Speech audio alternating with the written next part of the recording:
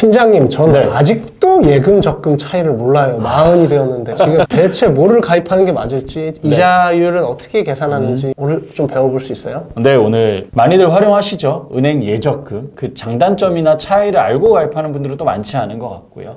오늘은 금리가 같고 혹은 금리가 다를 때 어떻게 예적금을 활용하는 것이 가장 합리적인지 잘 알려드리도록 하겠습니다. 일단 제 질문 하나 드려볼게요. 네. 은행 예금과 적금의 차이가 뭘까요? 맨날 예적금 했는데 적금은 쌓는다는 뜻인 것 같고 예금은 모르겠어요. 뭐 흔히들 말씀하십니다. 적금은 쌓을 적. 네. 정기 적금이라고 하면은 꾸준히 정해진 날짜에 매달 납입을 하는 거고 1년 만기, 2년 만기 정기 적금 이렇게 얘기하고요. 예금 같은 경우에는 사람들이 흔히들 헷갈리는 게 이제 두 종류가 있어요. 수시입 출금 통장, 보통 통장. 그걸 또 예금 통장이라고 부르는데 오늘은 수시입 출금이 되는 통장은 아니고요. 맡겨 놓는 거죠. 은행에 거치해 둔다라고 표현하는데 그 예금을 위주로 얘기하겠습니다. 다시 말해서 적금은 쌓는다라는 의미고요. 예금은 거치해 둔다. 묶어둔다. 1년 동안, 2년 동안 납입을 한 번만 하는 거죠. 그 의미를 이해해 주시면 좋을 것 같습니다. 그러면 제가 MC님께 질문 하나 해보겠습니다. 한 달에 50만 원씩 적금을 넣어보겠습니다. 1년 만기로요. 그러면은 몇 번을 납입을 할까요? 12번이죠. 12번이죠. 그러면은 50만 원씩 12번 은행에 적금을 가입했다면 만기 원금은 얼마일까요? 5 곱하기 12, 600만 원. 600만 원이죠. 그럼 은행에서 적금 이자로 연 5% 정도를 준다라고 하겠습니다. 5%. 그럼 이자가 얼마일까요? 600에 5%요. 산수에 제가 약한데. 열의 9은 30만 원이요. 그래요. 그럼 제가 땡 그럽니다. 그러면은 그 다음에 나오는 단어가 뭔지 아세요? 세금이 들어가니까 좀 더 줄긴 하겠네요. 하지만 완벽한 정답은 아닙니다. 또 주는 게 있어요? 더 많이 줄어드는 게 있습니다. 뭐죠? 저희가 받을 수 있는 이자는 세전으로도 16만 원밖에 안 됩니다. 30의 반. 엄청 줄었어요. 이때는 이 정답을 찾기 위해서 은행 입장에서 생각을 해야 됩니다. 제가 아까 연 5%입니다라는 말을 많이 했는데요. 은행 입장에서는 고객이 1년 동안 돈을 맡겼을 때 5% 이자를 준다는 의미입니다. 다시 첫 달에 맡겨놓는 50만 원은 몇 개월을 은행에 맡겨놓는 거죠? 총 12개월이죠? 12개월. 1년을 맡겨놓는 겁니다. 두 번째 달은 어떨까요? 11개월 맡겨요. 그렇죠. 정확히 이해하셨어요. 자, 내가 돈을 맡겼을 때 맡기는 기간이 점점 줄어듭니다. 그건 당연한 거예요. 그러면 이자도 점점 줄어들게 계산합니다. 나중에 넣었으니까 나중에만큼만 이자를 쳐주니까. 자, 은행에 끼워놓은 만큼만 이자를 준다는 겁니다. 1개월은 50만 원 곱하기 5% 곱하기 12분의 12. 5% 이자를 다 받을 거고요. 두 번째 달은 5%를 12분의 11만큼 곱한 이자율. 그러니까 적어지는 거죠. 자, 12, 11, 19, 87. 자, 그러면 만기 직전 달은 5% 곱하기 12분의 1. 요만큼밖에 이자를 못 받는 거죠. 그렇게 계산을 하니까 은행에서 제시한 이자의 절반 정도밖에 이자를 못 받게 되는 거예요. 그래서 16만 원 정도를 받는 거고요. 16만 원에 이자 소득세 15.4%까지 떼면은 613만 원 정도 받을 수 있습니다. 13만. 아까 처음에 30만 원이라고 얘기하셨는데 차 떼고 포 떼고 했더니 반도 안 됩니다. 이게 적금입니다. 사람들은 이제 모르죠. 처음에 가입할 때는 아싸 나 5%짜리 적금 가입했다 하지만 막상 받을 때는 13만 원 정도 받는 거고요. 그때는 몇 퍼센트 금리인지 기억이 안 나고 나 613만 원 많이 모았네 이러고 가는 거죠. 이게 적금의 계산 논리입니다. 이걸 아셔야 됩니다. 자, 그런데 예금은 어떨까요? 한 번에 묶으니까. 그렇죠. 예금은 은행에서 5%, 4% 이자를 준다. 그러면은 한 번에 1년 동안 맡겨놓는 거잖아요. 600만 원을 5% 이자다. 30만 원 이자를 받는 겁니다. 근데 생각보다 모르는 분들이 너무 많습니다. 제가 오늘 말하고 싶은 첫 번째는 적금 이자에 속지 말자. 은행에서 제시한 거에 절반 정도 받을 수 있다.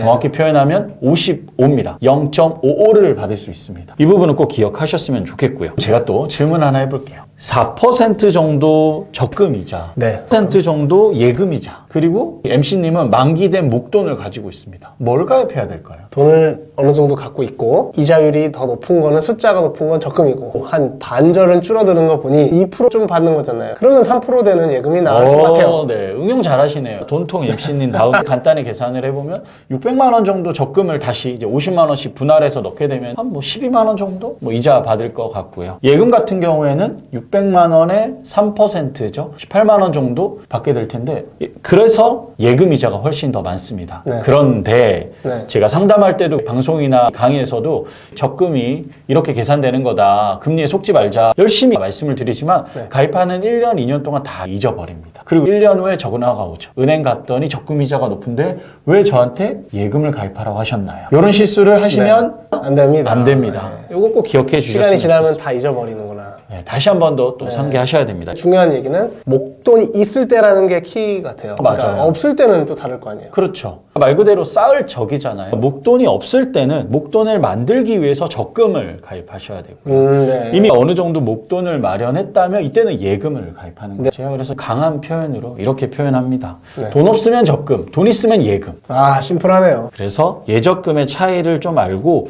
은행에서 제시하는 이자는 연이율이다. 예금, 적금 이해가 되니 너무 좋은데 그러면 예금이 할 만큼 내가 돈이 있어요. 목돈을 그런데- 모았네요. 그런데 만약 나는 신경 쓰기 싫다. 그래서 5년, 10년을 그냥 쫙 묶어두면 네. 수익률이 꽤 좋은 건가요? 뭐 은행 금리가 뭐 옛날처럼 10% 20% 이러면은 굉장히 잘 불어나긴 네. 하겠죠. 하지만 요새 은행에서 예적금 상품들이 길어야 3년 정도 합니다. 아, 3년. 네. 의도한 건 아니겠지만 저는 그렇게 얘기하는 거죠. 은행에서는 자기들이 봐도 자기네 상품들은 2, 3년 정도까지밖에 메리트가 없으니까 딱 거기까지 파는 거라고 네. 표현합니다. 그러니까 상담을 하면서도 저도 2, 3년 정도 안에 꼭 써야 되는 돈이라면은 뭐 은행 예적금 상품을 좀 활용하시라고 말씀드리지만 2, 3년 이상의 여윳돈을 좀 운용하고 굴릴 수 있다면 또 은행을 떠나서 증권사의 뭐 ETF들이나 우량한 주식들이나 네. 펀드들 다양합니다. 이런 것들을 좀 활용해 보시는 것 나쁘지 않을 것 같습니다. 네, 장기적으로 생각하면. 그렇죠. 이런 것들이 이제 뭐 적정하게 포트폴리오를 활용하면 좋을 것 같아요. 네. 그리고 저도 길 지나가면 그림과 함께 숫자가 딱 들어오는데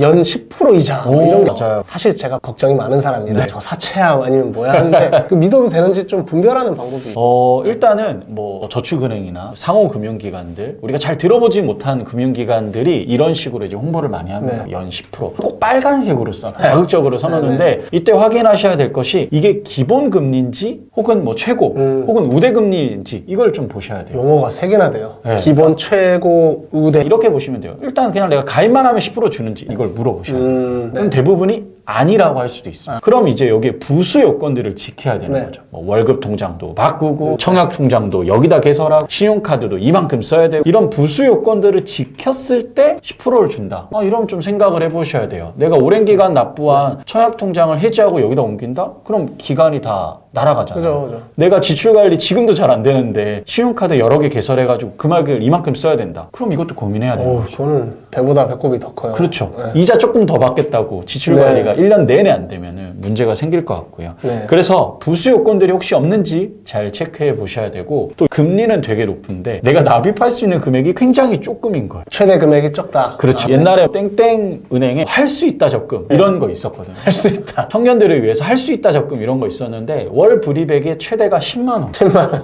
제가 이것도 계산해 봤는데요. 10만 원씩 연 10% 이자율로 1년 만기 적금을 했을 때 차 떼고 포 떼고 세금 떼고 하면은 125만 원 받습니다. 그러니까 원금 120에 이자 5만 원 받는 거예요. 뭐 숫자로는 10%라고 했던데 5만 원 받는 거예요. 그래서 계산해 봐야 된다고 표현을 한 거였습니다. 그런데 내가 이거 가입하겠다고 네. 뭐 휴가 내고 택시 타고 막 지친 몸을 끌고 가입을 한 거예요. 막 오픈런 해가 이건 좀 합리적이지 않은 것 같습니다. 차라리 이런 금리형 상품들은요. 네. 이자율 참 중요하죠. 그리고 절세 중요합니다. 하지만 월 납입 금액을 높이는 것도 참 중요할 것 같습니다. 네. MC님 네. 10만 원 말고 11만 원에 만 원씩 한 달에 저축 더 한다고 큰일 나세요? 괜찮죠? 네, 그렇죠. 티도 안 나거든요. 네. 저는 도리어 이런 은행 적금을 하실 때는 나도 모르게 그냥 만 원, 2만 원 네. 저축 더 하시는 게 훨씬 더 합리적이고 숫자상으로도 뭐 1년에 만 원씩 더 월 매면 12만 원 더 모으는 거잖아요. 이게 더 저는 더 맞다고 생각합니다. 그러면 여러 가지 배워서 아는 것도 있고 헷갈리는 것도 있는데 네. 다시 한번 살짝 정리해 주실 수 있어요?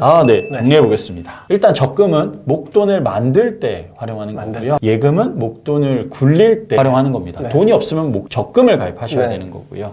그리고 이 적금을 가입할 때 은행에서 얘기하는 뭐 연 5%다, 연 네. 6%다 이거 잘 들여다봐야 됩니다. 네. 적금의 경우에는 제시하는 이자의 절반 정도 받는다. 왜냐하면 은행에서는 연 이율을 얘기하기 때문에 그렇습니다. 네. 그리고 우리가 예적금을 가입할 때 은행에서 제시하는 최고 금리 예. 너무 현혹되지 마시고 기본적으로 금리는 어떤지 혹은 다른 부수 요건 조건들은 없는지 이런 부분들 좀 체크해 보셔야 될 것 네. 같고요. 네. 예적금 금리가 비슷하다면 뭘 가입해야 될까요? 목돈이 있으면 예금. 그렇죠. 네. 이렇게 활용해 보셔야 될 것 같고요. 2, 3년 정도의 목돈을 마련하고 굴릴 때는 은행 상품이 좋을 수 있지만 네. 그 이상의 기간을 활용할 때는 네. 투자 쪽도 좀 활용해 보자. 네. 오늘은 이렇게 정리하면 될 것 같습니다. 우리 모두의 돈통이 가득 차는 그날까지 돈통이었습니다.